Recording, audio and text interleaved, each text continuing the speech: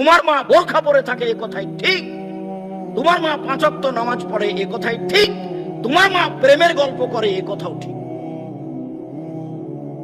তোমার মা লজ্জা বেঁচে খেয়েছে। এটা ধর্ম নয়, এটা ইসলাম নয়, এটা শিষ্টাচার নয়। প্রায় মানুষের হাতে, যত মানুষের হাতে বড় মোবাইল আছে, 1999 জন পুরুষ নারী এই মোবাইলে জেনা করে। এই মোবাইলের অপর নাম হলো জেনা, এই মোবাইলের অপর নাম হলো নিশা। রাসূল সাল্লাল্লাহু আলাইহি ওয়াসাল্লাম বলছেন, আইনানে জেনা হুমান নাজরু, দুই চোখের জেনা হচ্ছে চোখ দিয়ে দেখা। আলোচনানে জেনা হল ইস্তেমাও, দুই কানের জেনা হচ্ছে কান দিয়ে শোনা। ওয়ালিয়াদ জেনা হাল মাকস, হাতের জেনা হচ্ছে হাত দিয়ে ধরা। আর রিজল জেনা হাল মাসি, পায়ের জেনা হচ্ছে পা দিয়ে চলা। জেনাল কালব তাতামানাতাস্তাহি, অন্তরের জেনা হচ্ছে পরিকল্পনা করা। জেনাল নাসুক, জিহ্বার জেনা হচ্ছে কথা বলা।